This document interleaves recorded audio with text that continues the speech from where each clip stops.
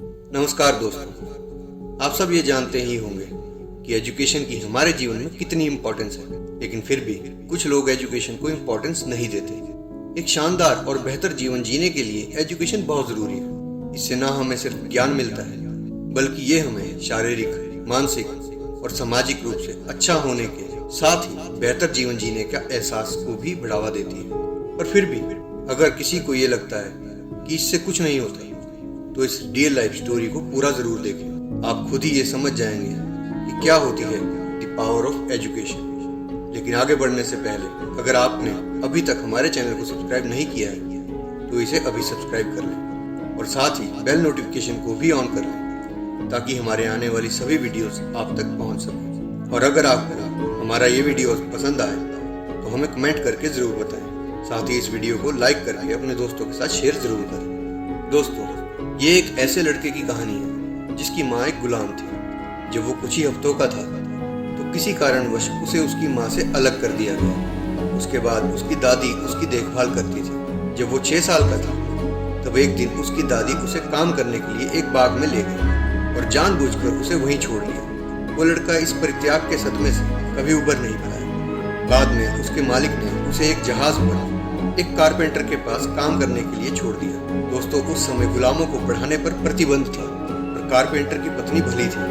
वो उस लड़के को प्रतिबंध के बावजूद पढ़ाने लगी। लेकिन जल्द ही उसके पति को इस बात का पता चल गया और उसने अपनी पत्नी को उस लड़के को ना पढ़ाने के लिए मजबूर किया। पर दोस्तों, उस लड़के में पढ़ने लिखने की इतनी इच्छा थी कि वो पड़ोस के गोरे लड़कों को अपना खाना देकर उनसे पढ़ना लिखना सीखने लगा। जैसे जैसे उस लड़के का ज्ञान बढ़ने लगा तो उसने न्यूज़पेपर्स और राजनीतिक किताबें पढ़ना शुरू कर दिया। जितना ज़्यादा वो पढ़ने लगा उतना ही वो अपने साथ हो रहे सामाजिक अन्यायों के बारे में जानने लगा। एक दिन उसने एक कोलंबियन स्पीकर की एक मशहूर स्कूल बुक खरीदी, जिससे उसे ये समझने में मदद मिली कि बोले और लिखे गए शब्दों में कितनी ताकत होती है। उसे समझ आ गया था कि सामाजिक अन्यायों से बचने के लिए उसे अपने लोगों को एजुकेट करना होगा।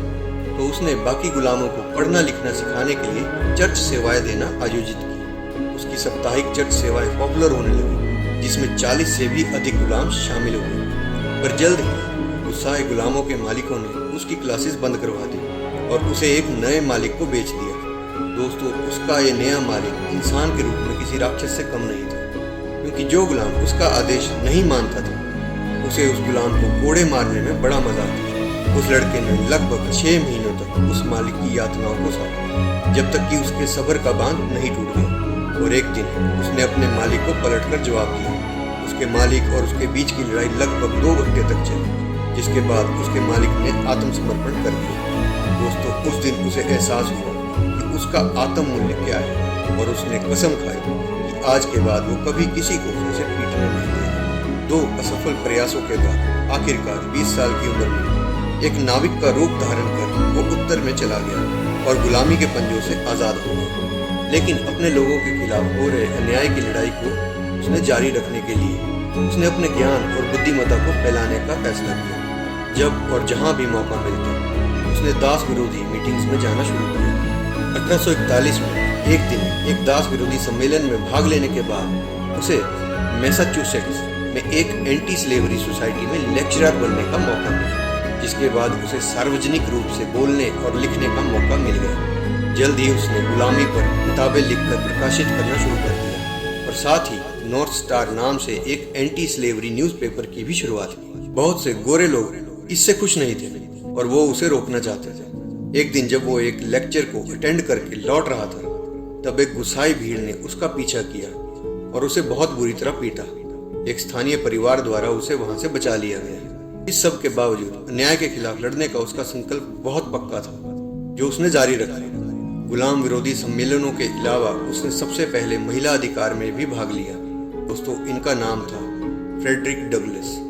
जल्द ही फ्रेडरिक डगलस स्लेवरी सिस्टम और महिला अधिकारों के लिए लड़ने वाले ह्यूमन राइट्स लीडर के रूप में अंतर्राष्ट्रीय स्तर पर जाना जाने लगा। आगे चलकर वो राष्ट्रपति अब्राहम लिंकन के विश्वसनीय सलाहकार बने। उन्होंने राष्ट्रपति लिंकन को सेना में काम कर रहे काले सिपाहियों के इलाज के लिए सलाह दी और सभी काले पुरुष और महिलाओं को वोट डालने का अधिकार भी दिलवाया।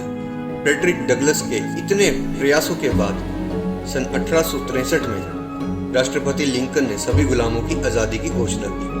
दोस्तों, फ्रेडरिक डगलस सबसे पहले अफ्रीकन अमेरिकन नागरिक बने जो उच्च सरकारी पद पर आसीन थे और पहले काले व्यक्ति थे जिसे उपराष्ट्रपति पद के लिए नॉमिनेशन प्राप्त हुआ। हालांकि उन्होंने कभी अपने कार्यालय के लिए प्रचार नहीं किया। वो लोगों को अपने और समाज में पॉजिटिव चेंज लाने के लिए शिक्षा की शक्ति का उपयोग करने के लिए प्रेरित करते थे।